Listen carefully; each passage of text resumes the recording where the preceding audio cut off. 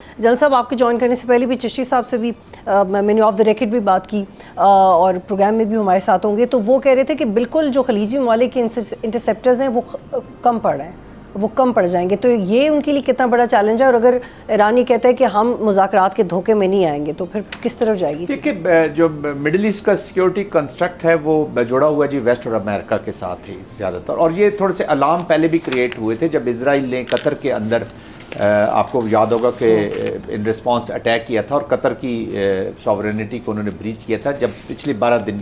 دن کی جنگ ہوئی ہے، تو اس کے بعد وہاں پہ کنسرنز ہوئے ہیں۔ میں جو کنکلوژن نکالنا چاہ رہا ہوں کہ یہی وہ کنسرنز ہیں کہ جو آپ کی اسٹریٹجک اٹانومی کو جو اپنا انڈیجنس ڈیفنس ہے، آج ایران جنگ لڑ رہا ہے، nobody from out side is coming کہ ایران کی جنگ لڑے، ایران نے اپنی جنگ خود لڑنی ہے، کل پاکستان نے اپنی جنگ خود لڑی ہے، ٹھیک ہے آپ کے دوست ہوتے ہیں، آپ سپلائیز لیتے ہیں بہت ساری چیزیں، لیکن جنگ لڑنے کوئی نہیں آتا۔ خلیجی ممالک کے یہ کنسرنز تو رہیں گے، ان کو ایک حد سے زیادہ کبھی بھی کوئی آپ کو اتنا ڈیفینڈ نہیں کر پائیں گے، اور یا تو آپ نے وار گیم ہی نہیں کی اس وار کو کہ وہ کیسے انفولڈ ہوگی، اور اگر آپ کی چیزیں کم آ رہی ہیں، اور میں ذاتی طور پہ سمجھتا ہوں کہ ان کو کنٹرولڈ قسم کا ڈیفنس دیا جائے گا کہ وہ اس سے زیادہ آگے بڑھ بھی نہ سکیں اور اس سے کمی بھی نہ ہوتا، کہ وہ ان کے ساتھ نتھی رہیں جن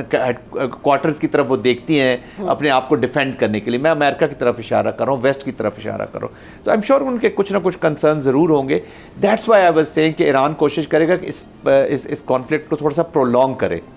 جتنا اچھا ڈیفینسو سسٹم ہو، جتنے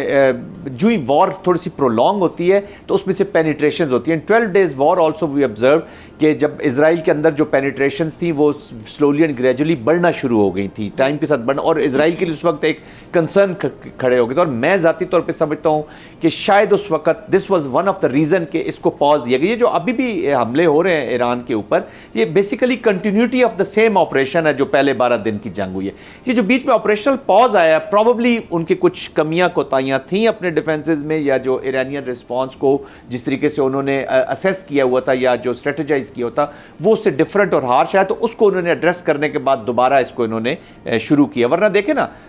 پریزیڈنٹ ٹرمپ کیا کہہ رہے تھے کہ جی میں نے ان کا نیوکلیئر ختم کر دیا ہے، huge terms they were using to finish, پھر کہاں سے نکل آئی چیزیں، پھر میزائل کا کریٹ کیا گیا، پھر ایک انوائرمنٹ ہوئی، اور ابھی اگلی بھی جو پلاننگ میں آلریڈی ایک 2-3 آپشنز کی وہ بات، بوٹس آن گراؤنڈ کی بات کر رہے ہیں، کردش فورسز کی بات کر رہے ہیں، ازریز کو وہ کوشش کریں گے، بلوچیز کو کوشش کریں گے، وہ تو ابھی باقری صاحب بہتر بتا سکیں گے کہ اگر تھریٹ وہاں سے آتا ہے تو یہ ایران کیسے اس کو ٹیکل کرے گا،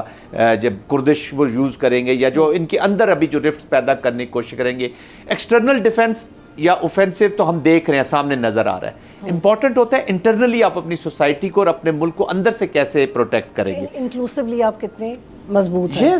یس تو وہ ابھی دیکھتے ہیں کہ وہ کیسے ایران اس کو رسپونڈ کرتا ہے۔ ٹھیک ہے جلال صاحب، سبسکرائب کریں اور بیل دبائیں تاکہ کوئی خبر رہ نہ جائے۔